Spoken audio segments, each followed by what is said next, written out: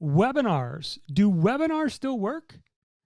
Do webinars still allow you to teach and actually maybe sell a course or a membership site or a coaching program? And what's working today with webinars that's maybe, quite frankly, the old stuff doesn't work anymore?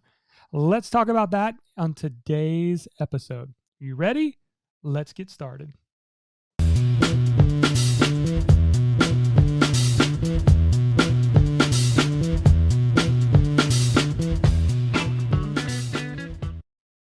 Hey, messengers, welcome to the Market Your Message Show. I'm your host, Jonathan Milligan, and author of the new book, Your Message Matters: How to Rise Above the Noise and Get Paid for What You Know.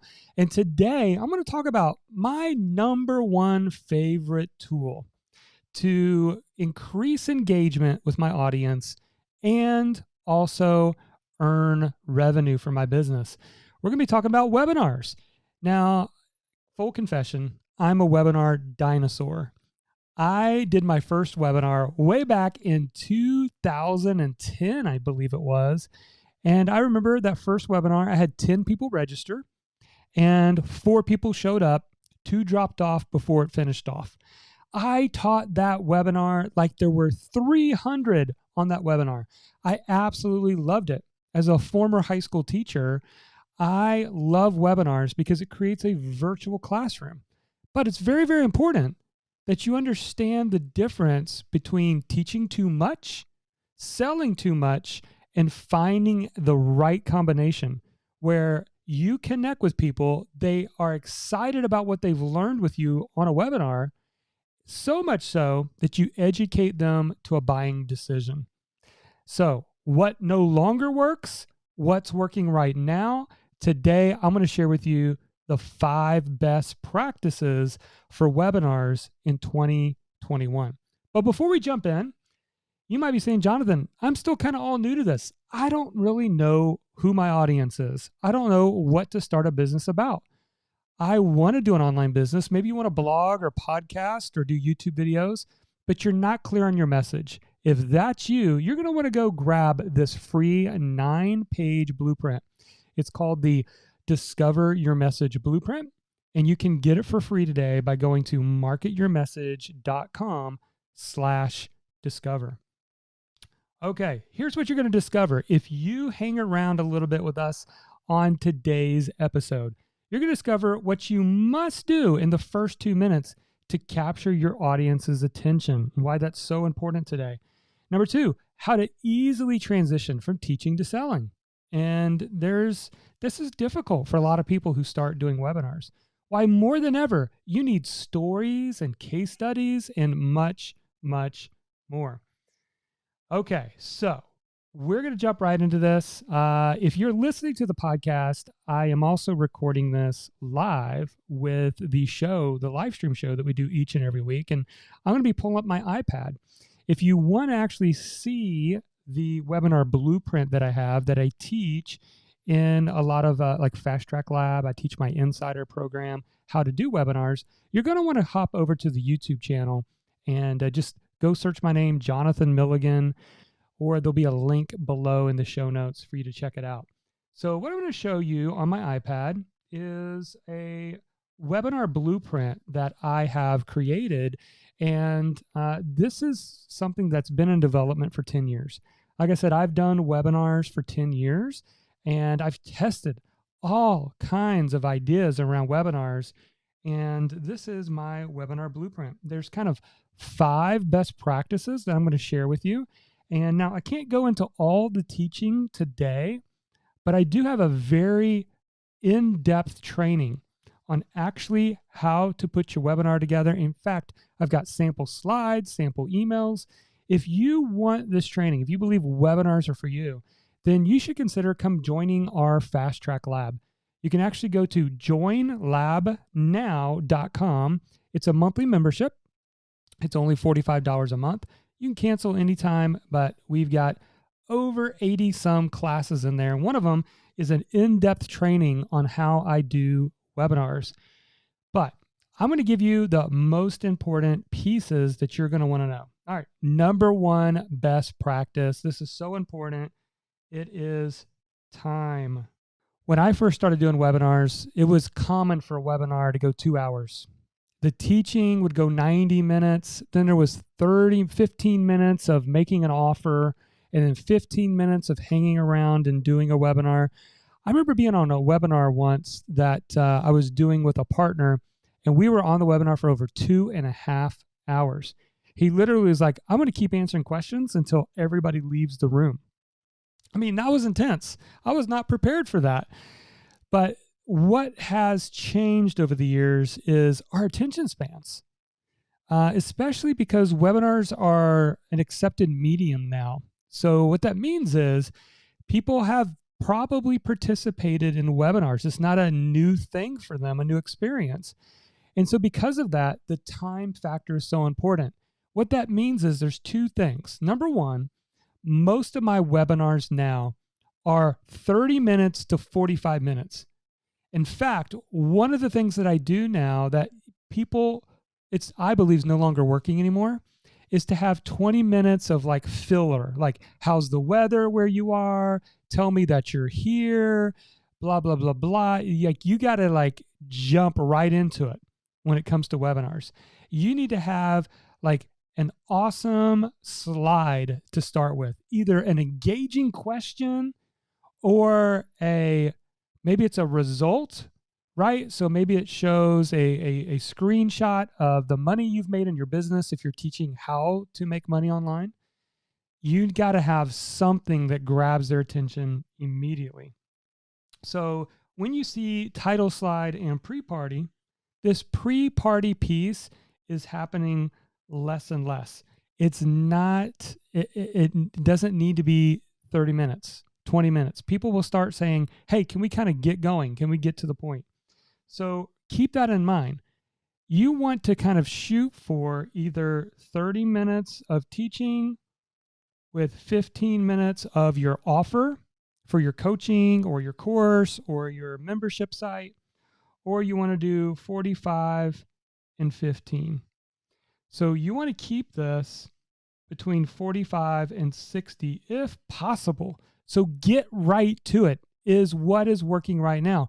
My conversions have gone up on my webinars when I cut out any potential filler conversations and I just stuck with the facts, the points.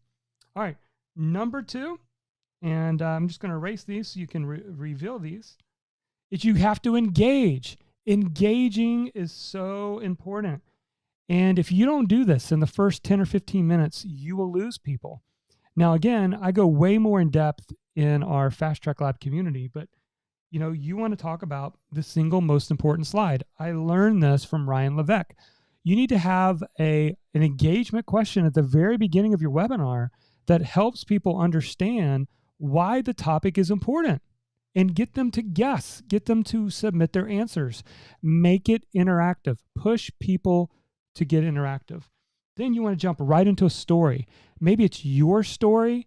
Maybe it is a story of somebody you helped, but people love stories. Then we have a challenge slide of like, hey, here's some of the challenges that people face. Have you faced some of these challenges? So you're creating empathy on your webinar. And you have a slide that's about, hey, here's what you're going to discover over the next few minutes. Because again, all of this is designed to engage them and pull them into your talk. So that is best practice number 2. You have to have a strategy to engage people right away. What is strategy number 3 or best practice number 3? That is to deliver. You have to deliver the goods. That doesn't mean that you teach everything that's in your course, but you have to give some value there. You have to have now there are some if this is a challenge for you, then I'm going to give you a quick recommendation that has been really helpful to me. Are you ready? So you want to talk about your bio. So give them a little bit about you, why they should pay attention. You want to have a case study tease that you say, hey, meet Jennifer. Jennifer was a client of mine. When I met her, this is where she was, and this is the result I got for her. And I'm going to show you how she applied the steps I'm about to teach you. People love actual case studies. If you don't have a case study, let you be the case study, because maybe you have benefited from the thing that you teach. All right. So here is, if you can remember this, it's going to make webinars and teaching webinars so simple and so easy. You say, what's the outline? What do I actually deliver for people? Here's what I do. I always have 1 to 3 mistakes, and I have 1 to 3 secrets. So people hate making mistakes. So if you say, so we have this case study, Jennifer, and I'm going to teach you exactly how Jennifer got this result, how she lost the 10 pounds, or how she started earning $1,000 a month, whatever it is. But before I get into that case study, I want to tell you about the top 3 mistakes. You've just hooked people in because people don't want to make mistakes. So you say, mistake number 1 is this, mistake number 2 is this, mistake number 3 is this. Okay, now that you know what the mistakes are, who wants to know the secrets? What are the secrets? What are the steps? You can use whatever terminology you want. And ideally, what you want to do is use the case study to point to the steps. Now, if you're selling a coaching program or an online course, then think about maybe you've got 2 to 6 to 4 to 5 modules or steps in your course. Then make them your secrets. So what you're doing is you're teaching the what, and later you're going to sell the how. Now, I want to stop there for a second because this is so important. If you fill up your webinar just teaching how, what's going to happen is people are not going to purchase anything from you. They're not going to purchase your coaching because you gave them so much to already work on. But you can teach the what. The same is true with a book. There's nothing wrong with giving away your blueprint, your formula. I mean, my book, Your Message Matters, I didn't hold anything back. But here's the difference. It teaches what. It doesn't necessarily show how. You can't have screenshots in a book. It's very difficult. It's very difficult to break things down and show people how to do things. But you can do it with a video. You can do it with live training, right? So this is so very important. If you learn to teach the what and sell the how, which is your course, your membership, your coaching program, you have got the formula. All right. So again, best practice number 1 is time. Limit the time. Number 2, it is engage. We've got to engage people right away. Best practice number 3 is to deliver. Now, what is best practice number 4? It's the offer. Now it's time to transition to the offer. So once you're teaching and you get to the end of sharing your 3 secrets, you're going to go to a slide that's like, hey, you might still have some questions. So listen, I just gave you the formula. I taught you what you need to do to get the X result, but you still might have some questions and then rattle off the additional questions that people probably have. And then say, well, you've got 2 options. You can either take what I've given you and go implement on your own, or I want to invite you to work with me personally. You see how I just made an easy transition to the offer? Hey, you take this and go implement on your own, or for some of you, it might make sense for you to work with me personally to help you get further faster. Then you explain what the offer is. Is it a course? Is it a coaching program? Is it a membership? Then you describe any bonuses that you might have. Then you introduce the price and the next steps. That's literally, you can get through that offer in probably about 5 to 10 minutes. So best practice 4 is you go to the offer. All right, what is best practice number 5 when it comes to webinars? It is urgency. Listen, urgency is important. And I know a lot of people say there seems like there's a lot of false urgency out there. Well, with webinars, you can create a legitimate urgency. And here is why urgency is so important. Do you believe that what you teach can cause transformation?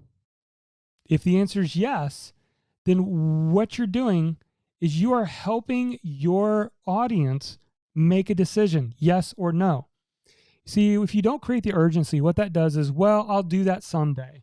I'll take that step. Oh, this is nice to know. Maybe I'll think about it and I'll buy it later. You got to create some urgency to get people to take action on the thing that they already want and need. So you're not faking it. You're not trying to get them to buy something they don't want. If they want it and need it, you're giving them a reason to join now. So urgency is important. I like to give a deadline of Sunday for the bonuses.